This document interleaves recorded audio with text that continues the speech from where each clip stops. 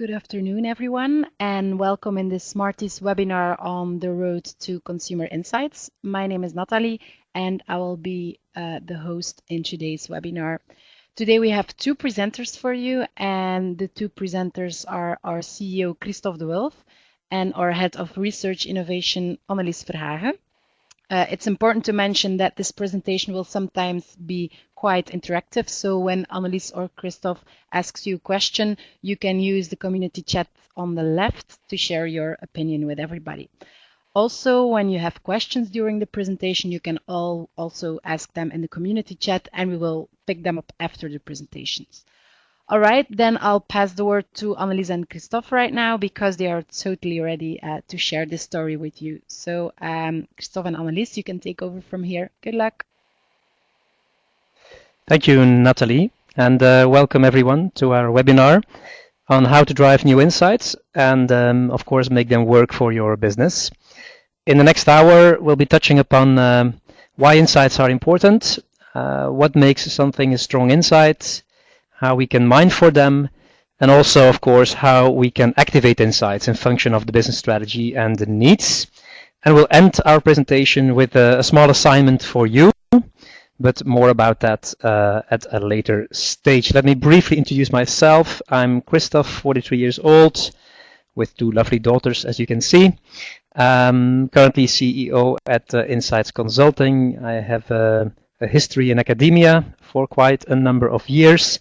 And for the last 20 years, I'm very passionate about driving new insights for a lot of fast-moving consumer goods brands. That's me. And so Annelies probably also can introduce herself. Yes, so my name is Annelies. I'm 32 years old. I'm in charge of research innovation at InSites Consulting, and I'm also heading our office in Timișoara. Myself, I'm passionate about insight activation and also observational research, and I also am very intrigued about how we can get better insights out of social media. Thank you, Annelies. So let's start off with a question before really deep diving into the content. And the question we formulate here is, does the future of your business depend on luck? I'm sure that none of you will agree with the statement, and that most of you have the feeling that at least you are in control of your destiny and future. But the question is, are we really? Are we permanently working on making our businesses future-proof and sustainable? If you know that the average lifespan of a company has decreased by more than 50 years in the last century, meaning from 67 years on average, the life cycle of a company in the 20s, to just around 15 years today, that of course means that organizations need much more than just luck to survive. And this is exactly what we will be talking about, making sure we don't run out of luck by building a strategic insight building competence inside organizations, thereby driving competitive differentiation. So that's what we're going to talk about. The core reason why we are increasingly facing challenges to keep our businesses future-proof is basically that the old world is gone. And of course, there are multiple examples of brands that disappeared, that used to be icons forever. And at the same time, new businesses or existing industries are being shaken up by new entrants, such as, for example, Tesla in the automotive industry, redefining the whole business model, not just talking about the manufacturer manufacturing a high-performance electric car, but also they're tearing down some current assumptions on how we buy cars, how we service cars, and how we fuel up cars. And at the same time, we see that incumbents have difficulties to adjust and respond to the new reality. Think about Nokia, which is a brand that has really excelled in adapting to new situations, shifting its business activities from wood pulp in the 1865 over paper production, electricity generation, tires, up to mobile technology. But we see at this stage that, of course, it is suffering big time from Apple and Samsung's dominance in the smartphone market. So a lot of challenges here. And I want to touch just on three different big transformational shifts in society that explain why the old world is gone. The first one is change, and of course there's nothing new there because change is something of all ages. But it is exactly today the speed with which we see change around us that is the big factor here that really drives the new reality. Where it is said that human evolutionary change has been 100 times faster over the past 5,000 years than in any other period of human evolution. So just maybe a quick example here of how fast is fast is the case of the Virginia earthquake that took place in 2011, and some of you might recall that. It not only generated a lot of tweets on Twitter with basically breaking the records that was set by Twitter after the death of Osama bin Laden with more than 5,000 tweets per second, but I think the most interesting part of that story is that Twitter users in New York City and Boston reported reading tweets from the earthquake from users in Virginia 15 to 30 seconds before actually feeling the quake itself. So how fast is fast? Well, apparently current change in the market is faster than an earthquake. So things are moving quickly. A second important dimension why the old world is gone is that we are no longer confronted with a scarcity of information, but exactly with the opposite, which is basically overload of information. So how do we deal with the big data that are surrounding us? How do we make sense out of everything we are supposed to deal with? Just think about it throughout this webinar. More than 15 million tweets will have been sent around. So that's a lot of data to be dealt with. But it's not just the sheer volume of data. I think also that it's about access to data. Everyone will have unlimited access to data at a certain point, really providing everyone in the world to have access to all the world's information. So what does that mean? It means that probably we're not going to make a difference by collecting more data. We're not going to make a difference by keeping data to ourselves and protecting it from the outside world. But most probably we make a difference by driving relevant inspiration from the tsunami of data that are flooding us basically every day. And then the third one is increasing transparency. The world is really open and we are naked basically there. And we are by consequence also more vulnerable. We see that products are being copied even before they're launched. We see that competitors emerge from places we never expected. And if you make the example there of the financial services industry, we see that there are so many new entrants in the market. Google becoming a significant threat to retail banks with mobile payments. Kickstarter, which is a platform for crowdfunding, changing the rules for credits and loans. Kiva, enabling consumers to micro-lend to each other so they don't no longer need a bank. Mint is gamifying how to manage personal finance by setting goals and comparing spending against similar others. There's so many new evolutions in the financial services industry, also from, let's say, players that banks didn't anticipate would emerge and would be active in the industry. So we need to get ready to expect the unexpected. And this brings us basically all of these trends to the fact that we strongly believe we are in the midst of what we call the age of relevance. It's about becoming and staying meaningful in a high-paced, changing environment. So we need to manage for increased relevance. So what does it take to manage for relevance in a new world?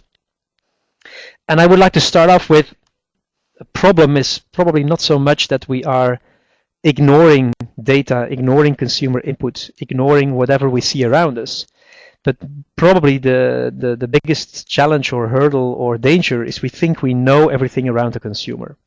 So taking consumers for granted is not only very dangerous in this changing environment, but it's also arrogant, not taking consumers completely seriously. And so I love this quote from Stephen Hawking that kind of really stresses the importance of making sure you don't have an illusion of knowledge, but that you actively strive for continuous building of knowledge and insights.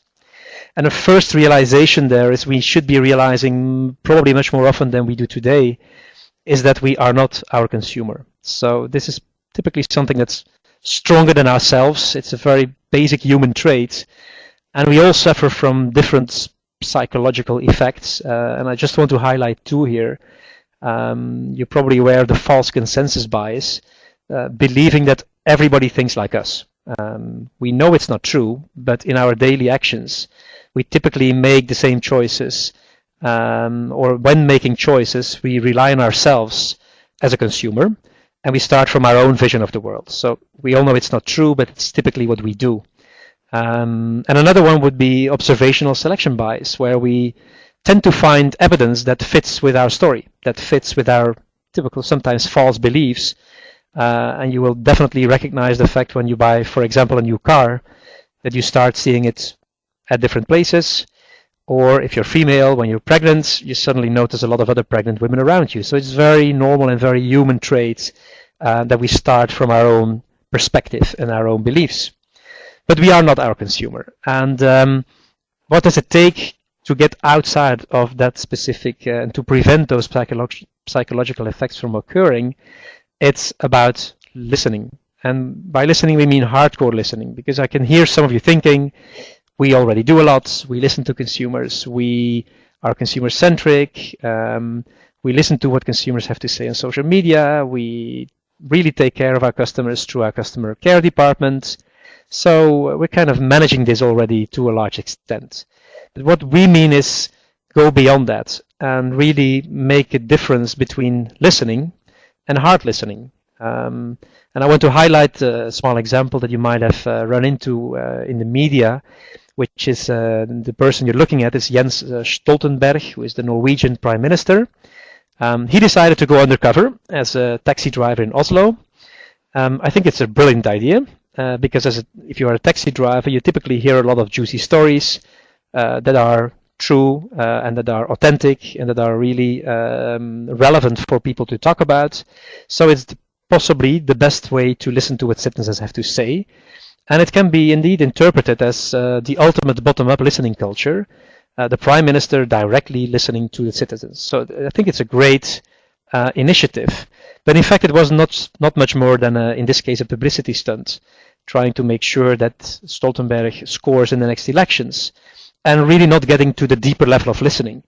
And it also has a second dimension, this story. I don't know whether you know about it, but what really happened after the stunt is that some citizens featuring in the videos, it was made public that some of them were being paid for the contribution, creating a kind of opposite effect, teaching as a second lesson, be authentic whenever you're listening, be real, and don't fake it. So quite some challenges for us to move from what is listening to hardcore listening. And another case that nicely illustrates all of this is what happened to Kellogg's in the 90s. Kellogg's, well known for, of course, its breakfast cereals, faced stagnating growth in the US and the UK in the 90s, basically its core markets. And like many other brands, Kellogg's decided we need to move to emerging new and bigger markets to capture new market share and to, of course, sustain growth. So by just aiming for a 2% market share in India, Kellogg's expected to turn 18 million people into customers. But in the beginning it went wrong. Kellogg's failed to step outside of its own cultural traditions and didn't really understand that Indian breakfast is very different from Western breakfast with hot vegetables and rice on the menu. So at the same time, they knew from research that adding cold milk to cereals really makes the taste of Kellogg's. But in India, of course, storing fresh milk is not a common thing. So ultimately, Kellogg's decided to embed porridge in its portfolio, with hot cereal being closer to Indian culture. And just after losing a lot of time and money, it realized it can only be successful by abandoning some of its own reality and adjusting to a new reality, stepping out of the comfort zone. So that's kind of an introduction in terms of what do we see happening and why are insights becoming really important to keep on driving businesses forward and to protect your business from new entrants that might arise from unexpected corners. In the remainder of this presentation, we want to touch upon three more things. What is an insight? How do we define an insight in InSites Consulting? And how is an insight different from, for example, just an observation? And then Annelies will take over, focusing on, okay, what is the path to getting to new and fresh insights? And how do we activate insights to drive relevance and value inside your organizations? And as already told by Natalie, we're going to play a little game here, or at least create some interaction into the dialogue. So what we have here, we have 3 examples of insight statements.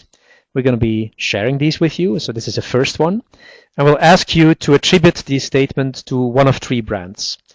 So I'd all love you to type in the community chat box and just to make estimated guess what brand is matching what type of insight statement. So the first one is children love what they instinctively discover for themselves.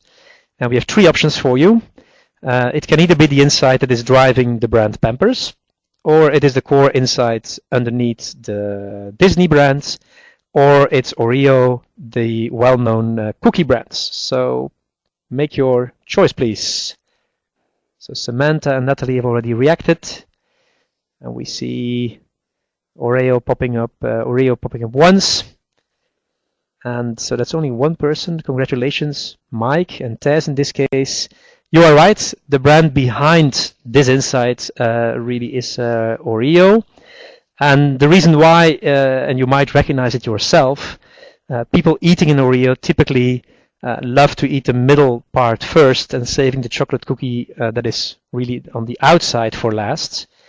And Oreo often uses this type of typical habitual behavior in advertising, with people loving it because they feel they really came up with the idea themselves, and the advertising is just being used to highlight the habits that consumers are having in how they use the brand and the product in this case.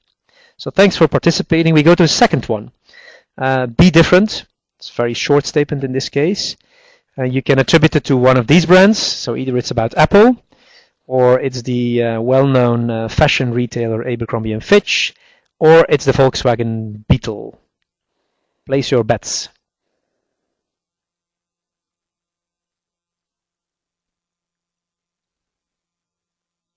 All right, some more people are typing. So we have some Beetle persons, and Mike says not the Volkswagen. I'm sorry, Mike, but it really is Volkswagen Beetle. And the reason why, and I'm going to try to touch a little bit on the reasoning, and then we go back quite a number of years in time, because the Beetle was launched in the 50s in the States. And at that time, US streets were flooded with typical giant cars. If you go back and take a look at movies in the 50s and the 60s, typically they're really large, giant US cars. And suddenly this small, strange-looking car arrived on the US market, with Volkswagen telling Americans to think small instead of big. But actually, of course, their insight wasn't small at all. It was not just building on the functional need of people for a smaller car. There was a sizable group of people who needed to be different and who didn't express themselves based on the size of the car. So they really wanted to make a statement. I'm different in this US market, and I want to really shout it out to my peers. And as a consequence of that, I profiled myself in a more explicit way. And of course, we know a later variety of the same insight, which was think different, just one word difference from Apple, building on or appealing to individuality against all odds. Okay, let's go for a final one, a larger sentence in this case. I want to escape the limitations of my daily routine life and enjoy the activity of fantasizing about alternative identities, lives, or positions. And again, we have 3 choices for you. We're either talking about Jack Daniels, or Madonna, or Facebook. What do you think?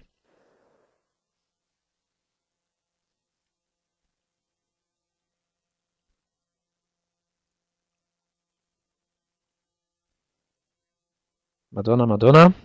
Any other guesses?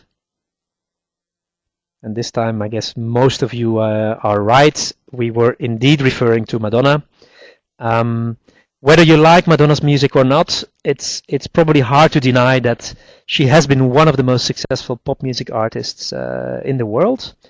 And she's still going strong, although we can debate about that. Of course, what she has done is just continuously change her looks, her image, and the style of music she brings. And by doing that, she really managed to stay relevant decade after decade, tapping into a bigger need of people, which is simply indeed taking up alternative roles and identities, and really driving value, personal value from that.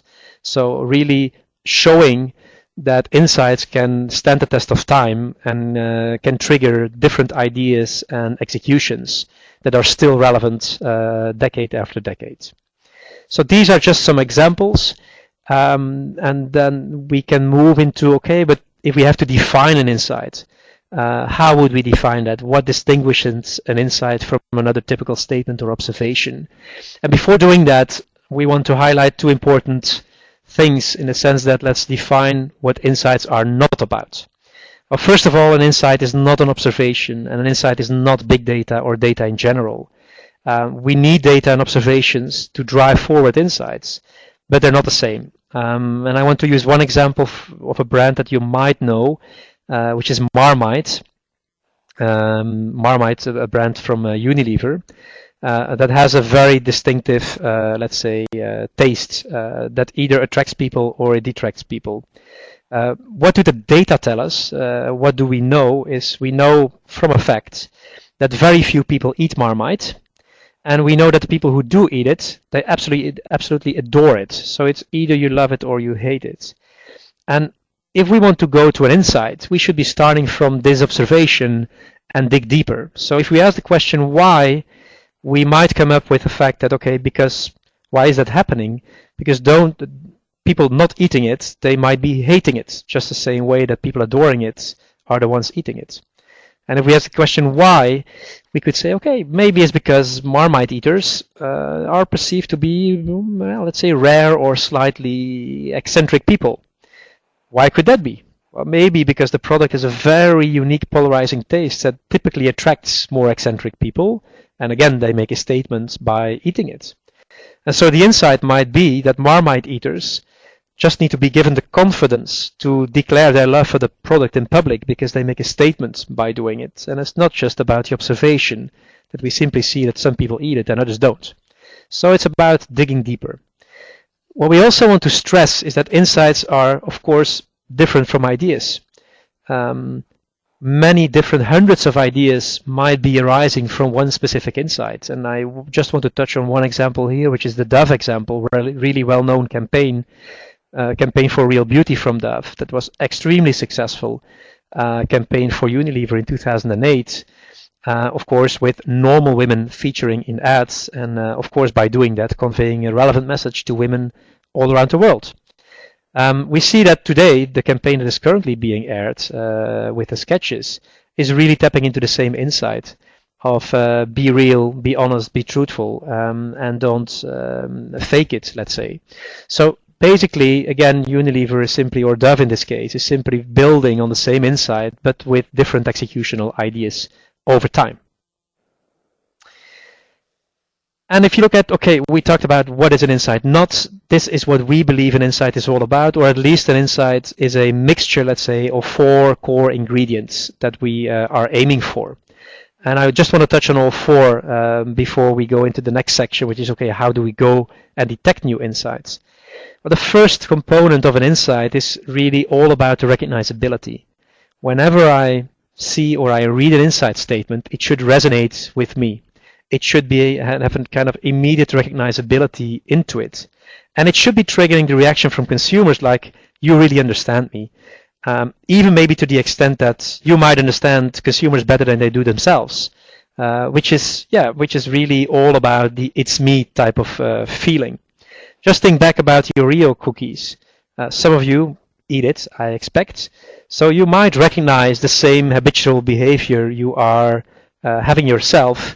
Let's say starting with the inner part of the cookie first before the outer layer.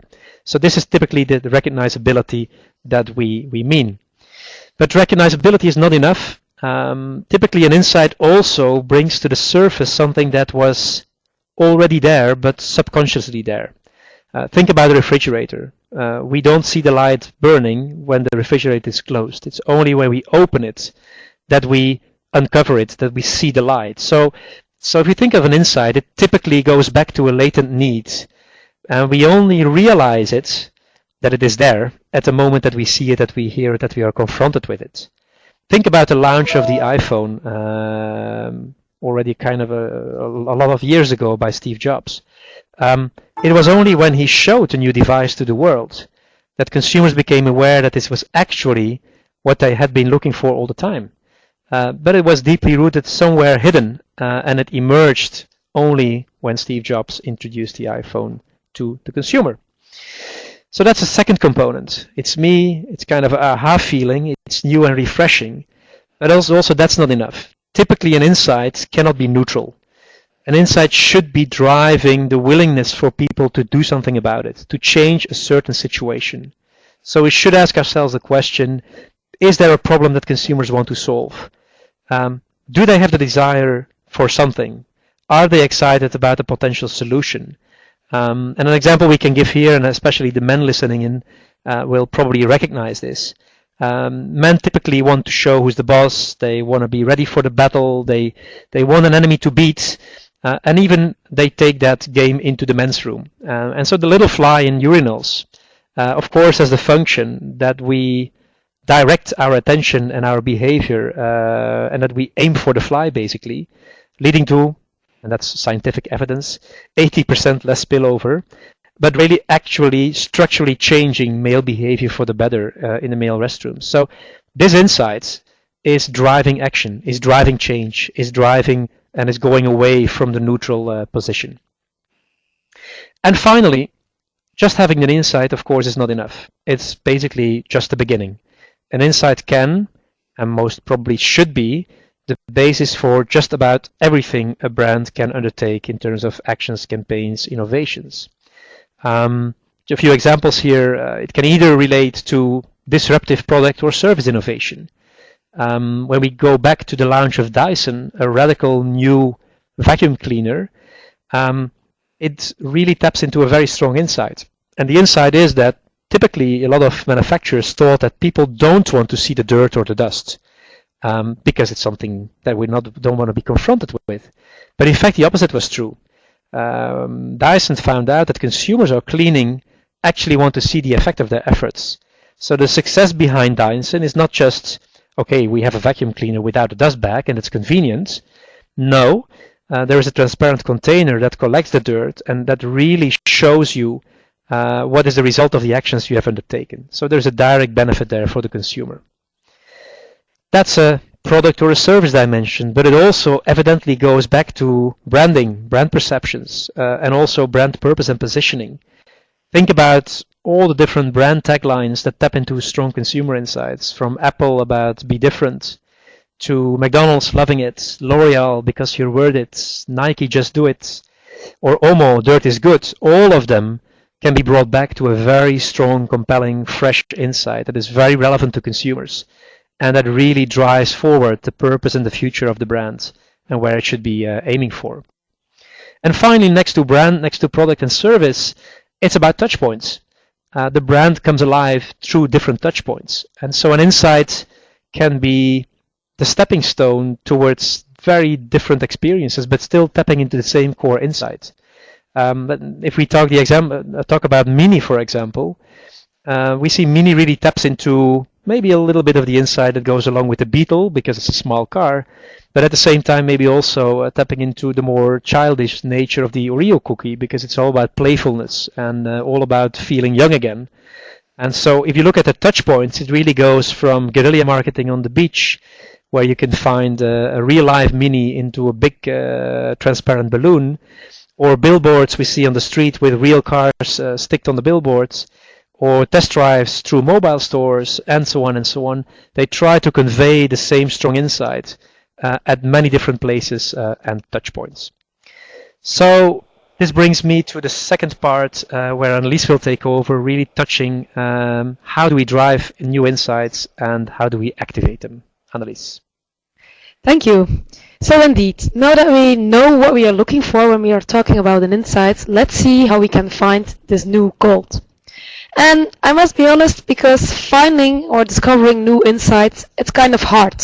And it's hard for a couple of reasons. As we explained, an insight needs to be fresh. It needs to give you a new perspective, a new way of looking at the same reality. And this is exactly where the issue is, because often we cannot be surprising simply because as a company we have no idea what we already know. So we are focused all the time on collecting more and more information and data, and we don't know what we know. In this way, it's a hard thing because we don't know what we don't know. But also the second problem is that it's not only hard for us companies, but also for consumers, because consumers are bad witnesses of their own behavior. A lot of what we do in our daily life is done without dedicated attention, and we do not think consciously about everything we do. If we would try to do that would take us way too much effort. So a lot of our actions are done on an automatic pilot and with a very bad recall as a result. So it's very difficult to actually ask to consumers what they need or what insights is behind their consumer behavior. To illustrate that, let's do a small test. I think all of you, if I would ask to you, you would all agree that in the last weeks you had a banknote of 50 euros, maybe 50 pounds in your hands. In the last weeks.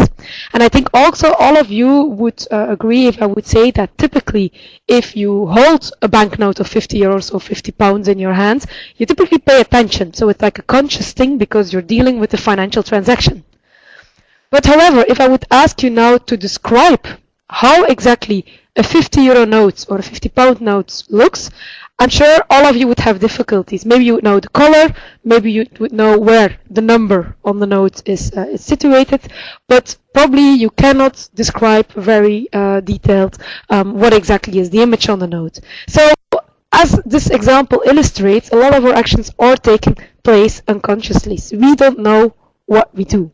And this is also why it's particularly hard to find the insights.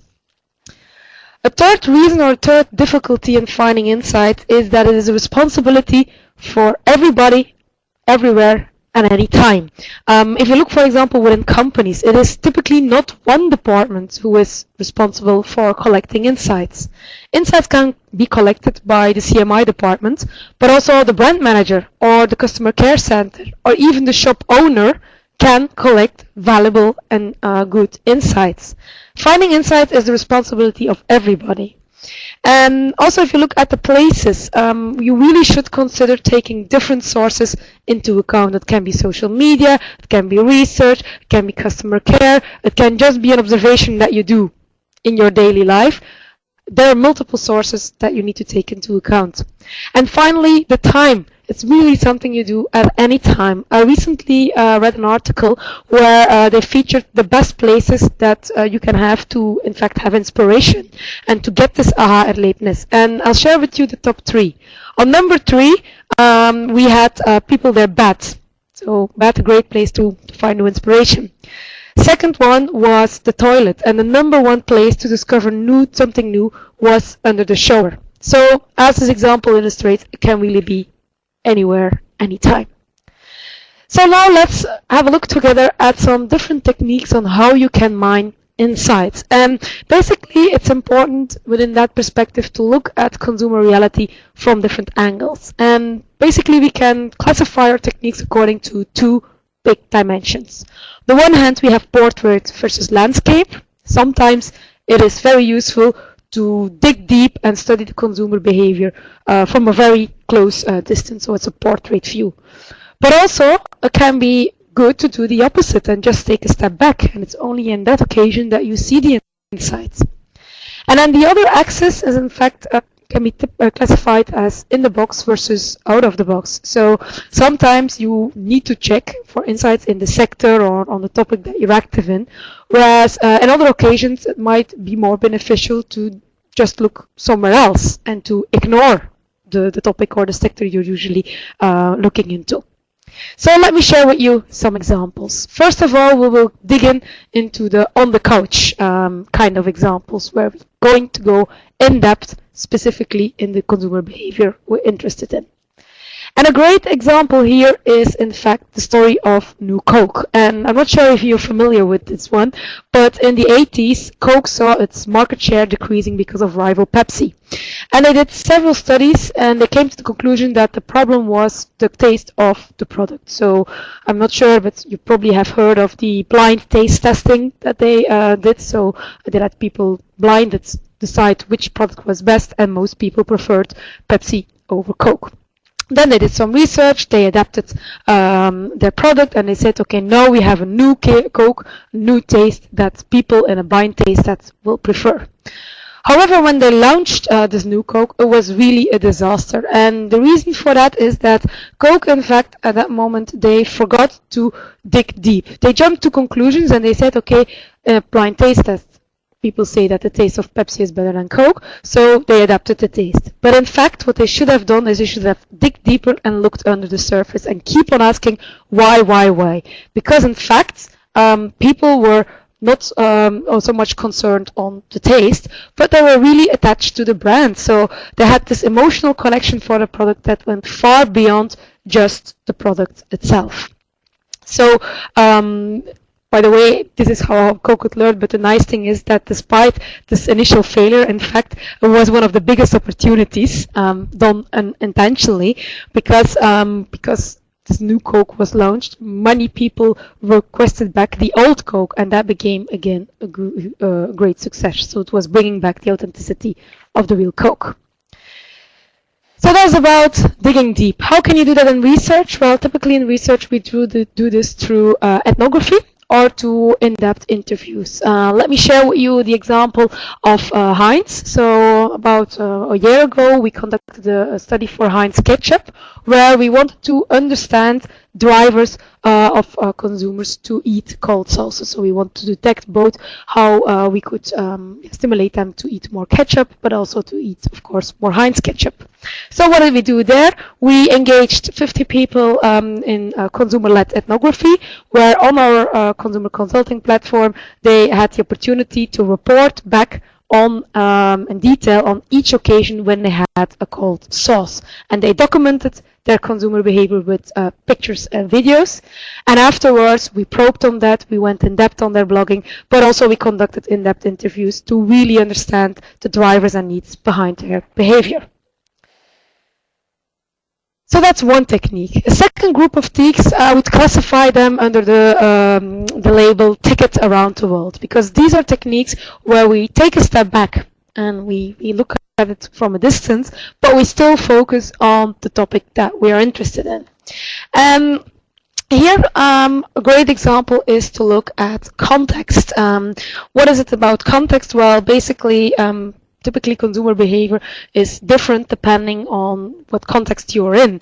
And by playing with this context, you can suddenly come to different insights. A great example here is a study that was conducted a while ago in academia, where a group of students were told to take part in a creativity experiment. And the person who was leading that experiment was a very attractive young woman.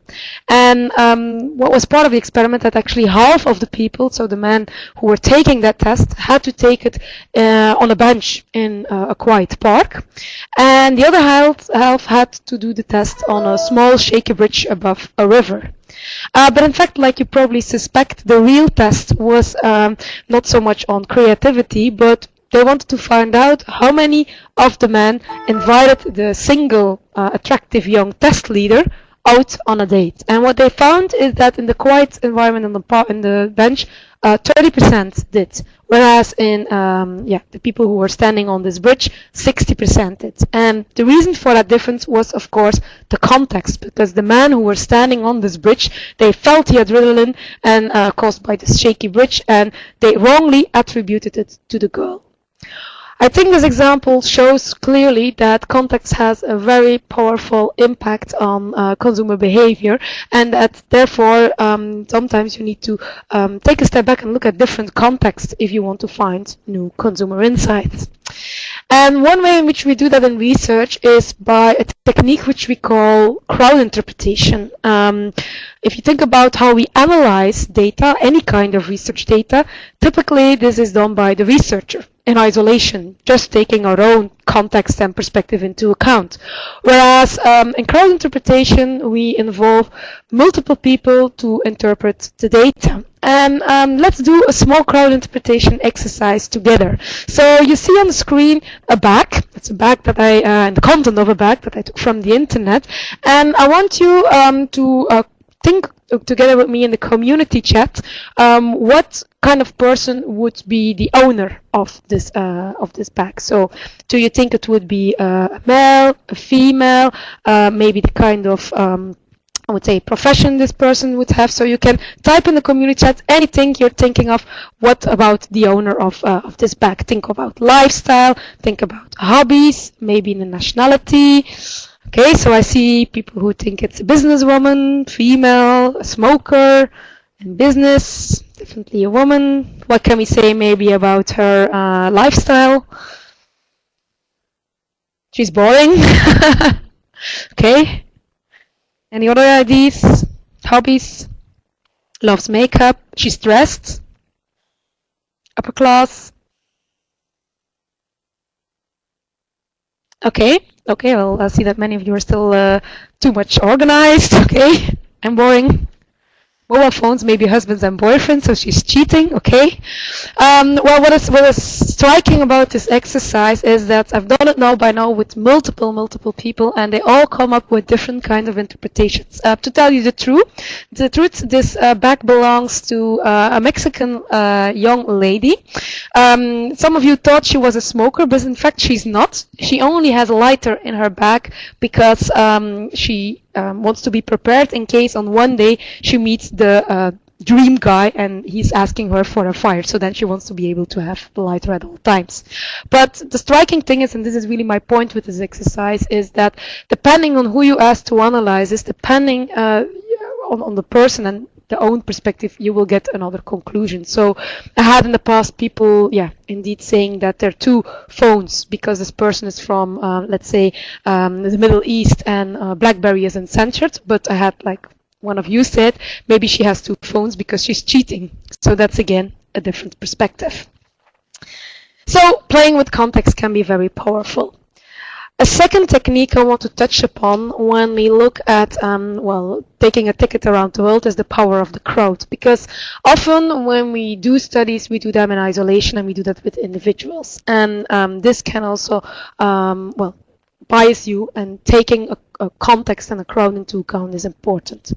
A great story here is the story of Red Bull. I don't know if you know the owner of Red Bull, but it is the Swiss guy Dietrich Mateschitz.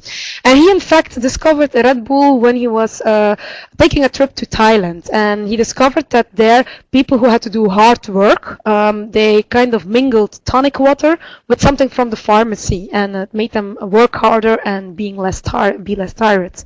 And he decided to commercialize the product, and when he tested it on all traditional market research tests, it was not performing well. It was like the worst ever, even in all benchmarks.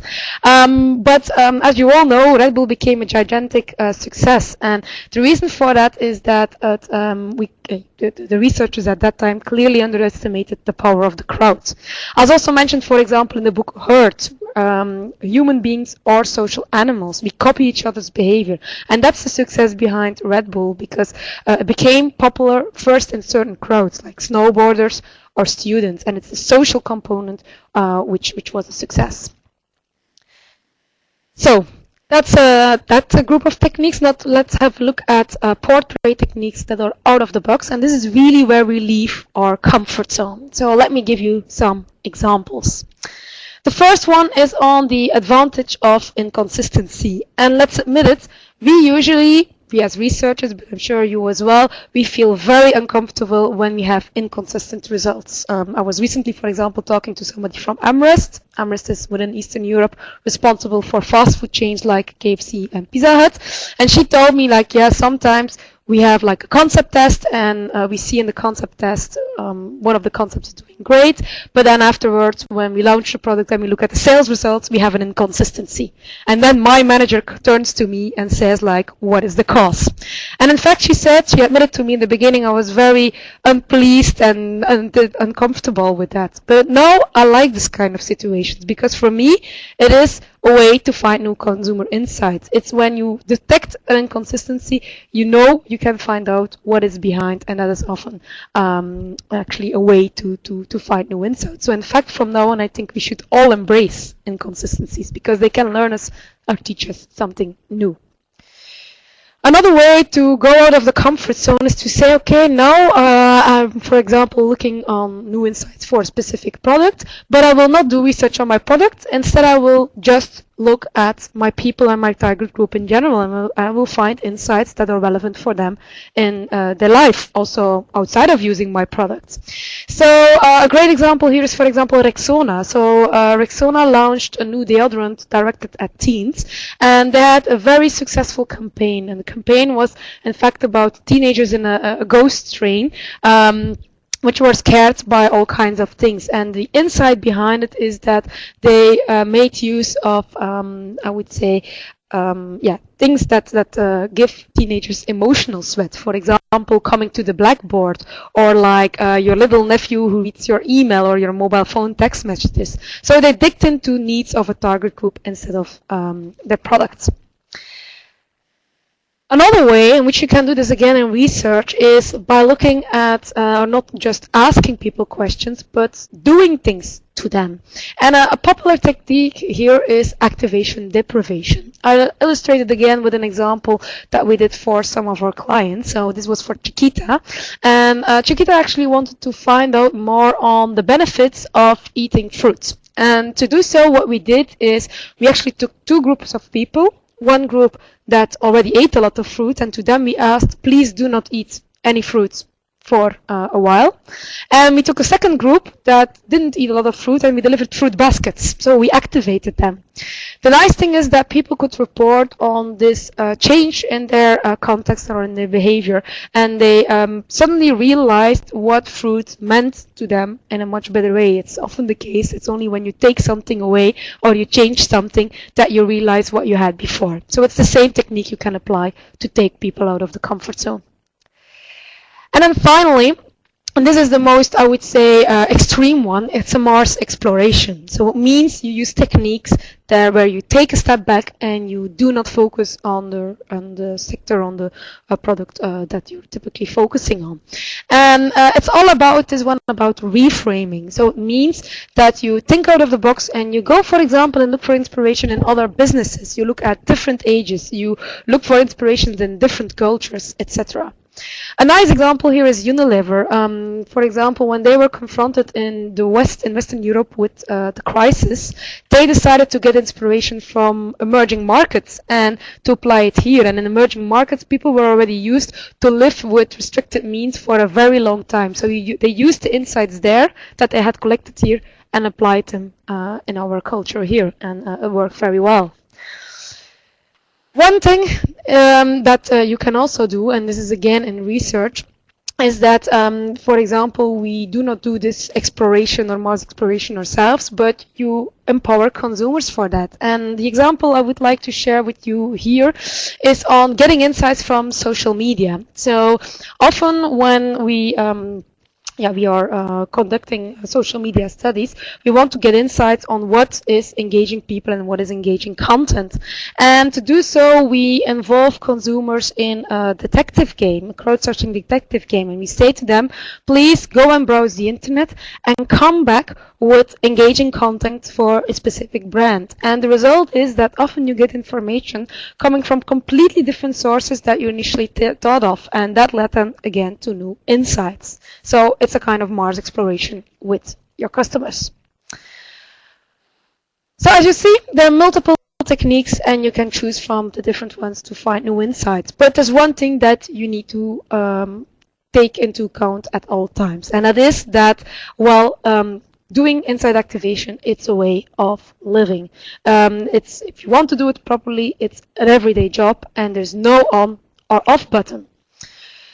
One way in which you can definitely also do that, and a great way to embed that principle, is of course to have a consumer consulting board. And what is a consumer consulting board? Just for the people who do not know this, it is an ongoing research community where you engage 5 to 150 consumers 24/7 hours to help you with your marketing challenges. And if you look at this kind of board from an insight activation perspective, it's a continuous opportunity to immerse yourself in the live world of your target group and to detect new insights. So I told you already a little bit on what ways there are to get to insights. Let me now share you to finish also some ways to activate insights, because it's good that you put a lot of effort in finding them, but an insight is worth nothing unless you do something with it. So that's also why we talk about insight activation. So if you have found insights, the first thing that you should do is you should decide which insights you're going to act upon. And a first selection criteria there is by looking what insights are most potent. And one way to do so is through a quantitative insight validation study, where you measure the potential of the insights. And in fact, we use the same definition of an insight that Kristof explained to you, and we measure insight strengths. And this helps us to decide what insights will work best with your target group. Once you have done this, then you need to make a decision for yourself, because even if an insight has potential, it's you as a company who needs to have a fit with the insight as well. It means that it needs to fit with the brand that you have in mind. It needs to fit with your strategy. You also need to have the right people on board to act upon the insights, and there needs to be a kind of passion surrounding the insight. So is it you? A very good question. And once you found the insights you want to base yourself on, you should also spread the word. Everybody in your company should be immersed in the world of your consumers, so they truly understand what the insight is about. Let me to end the story just share with you a couple of ways in which you can do that. Well, first of all, you can tap into the trait that everybody has is curiosity. Everybody likes to peek in another person's life. So instead of just presenting the insights to, for example, your internal stakeholders, you should give them the chance to discover them. And a great example here is some recent work we did for the clothing brand Detail, where instead of just presenting our results, we organized a research art exhibition, and people could in fact discover the results. Also, when we look on how we share your insights, there are lots of things and creative things you can do. In the past, we worked with magazines, we worked with postcards, we created an app where people could discover the insights. So, as a general rule, I would advise you to apply more marketing on our research and on our research outputs. Thirdly, definitely involve people from the beginning, and I would say ask them to predict the results. Capture their assumptions, even if they're not validated, and use that as a starting point to ensure that you collect fresh examples at the end.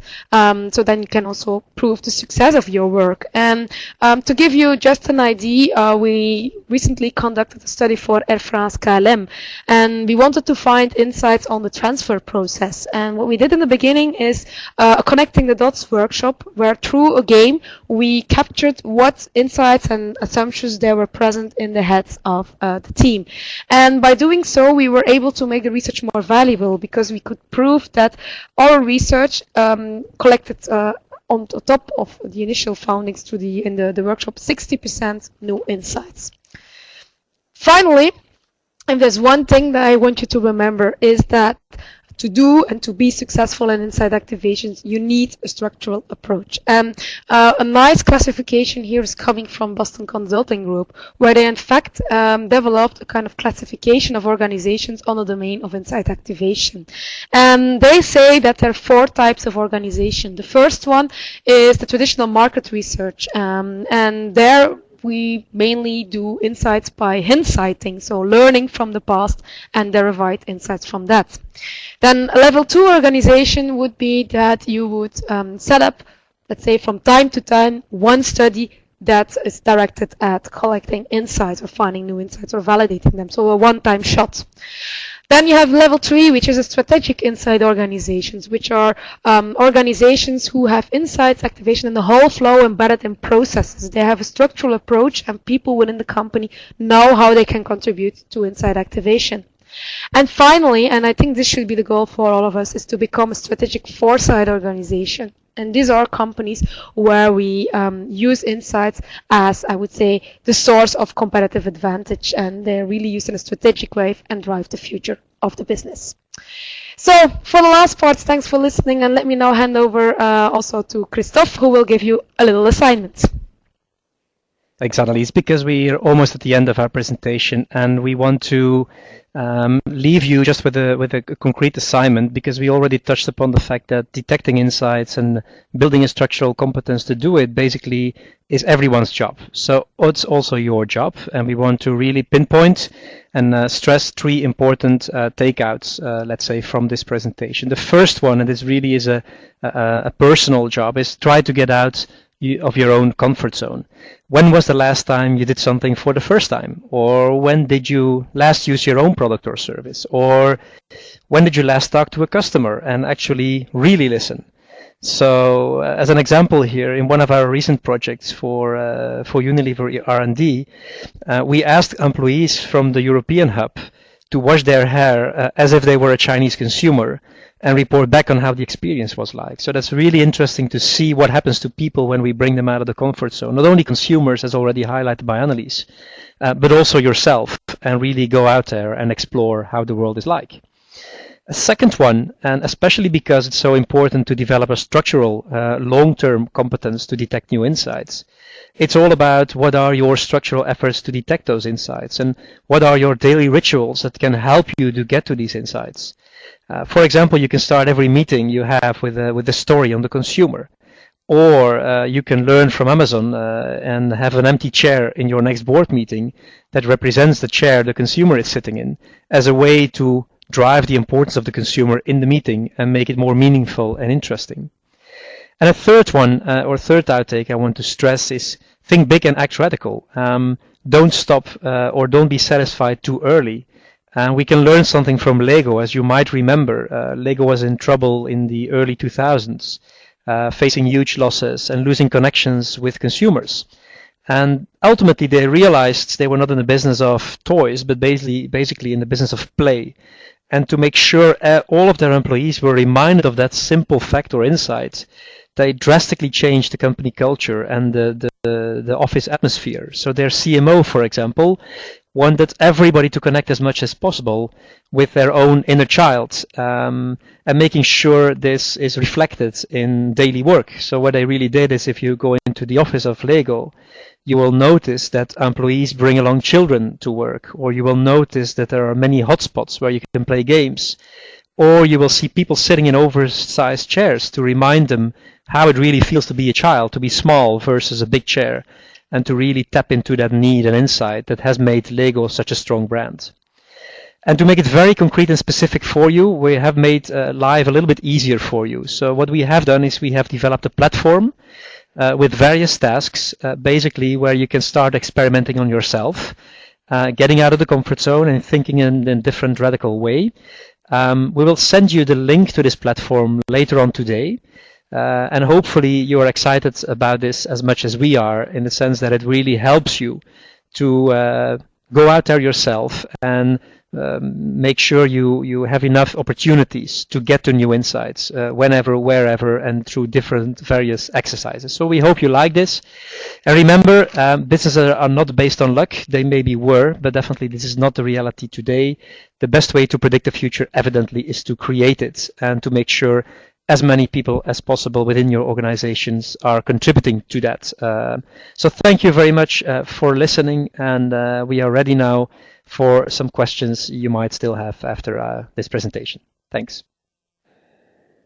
All right, thank you both, Annelies and Kristof. So as Kristof mentioned, we have some time left for questions. So if you have some questions, now's the time to ask them. I see there's a question coming from Thijs.